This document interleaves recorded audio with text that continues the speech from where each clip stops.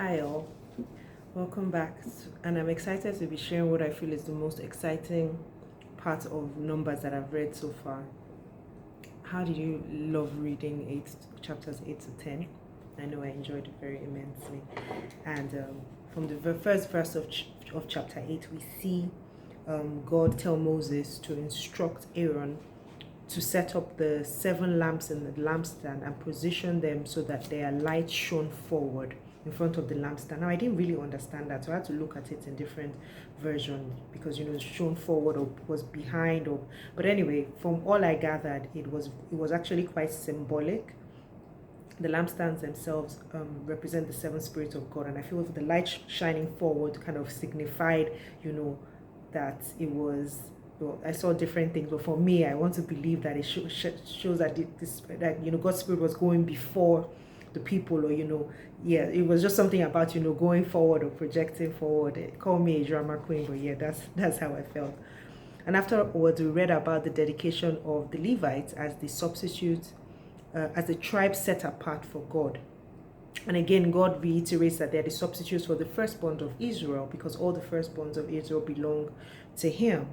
And they were to serve in the tabernacle from the ages of for 25 years, from the ages of 25 to 50.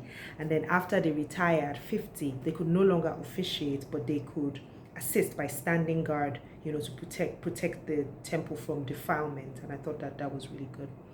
And then in chapter 9, we see the Israelites celebrating the second Passover, but it starts by reminding us of the first Passover when the Israelites celebrated it in the wilderness of Sinai. However, this was the part that was really interesting. Some of the men had defiled themselves because they had touched a dead body, and so they couldn't celebrate the Passover. And I guess they were feeling in ways about it. I went to Moses and was like, really, we can't. Why? And then Moses was like, I will inquire of God from you. And God, gracious as He is, came back and actually gave a concession.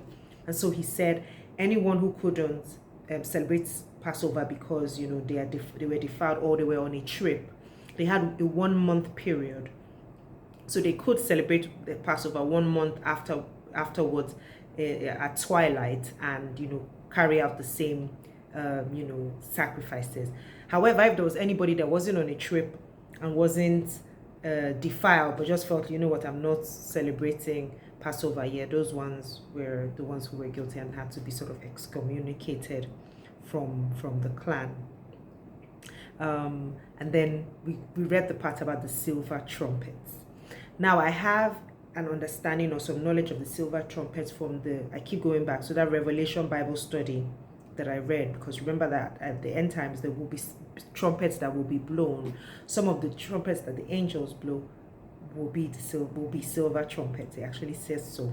But here, the silver trumpets, well, for me, finding out that they were made not only for signaling the people, to move or calling for an assembly or the heads of the clan, but also they were to be sounded when the enemies were attacking so that God would rescue them.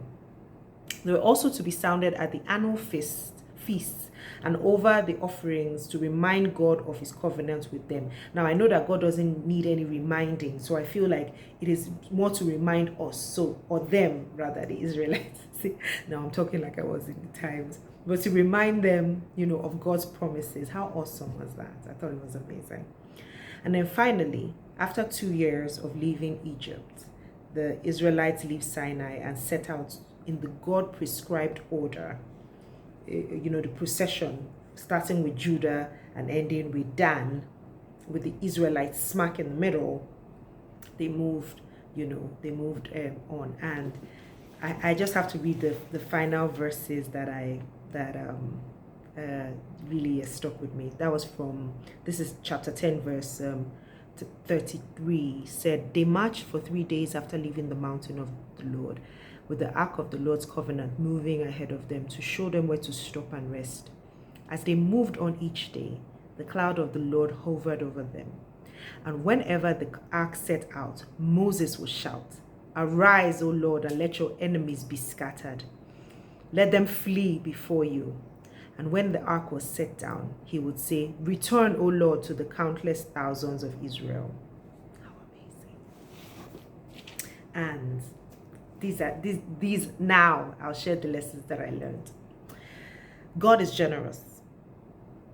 Outsiders, those are the foreigners and the Egyptians, if you remember, some of them followed them when they left Egypt, were allowed to celebrate Passover with the Israelites as long as they followed the ordinances.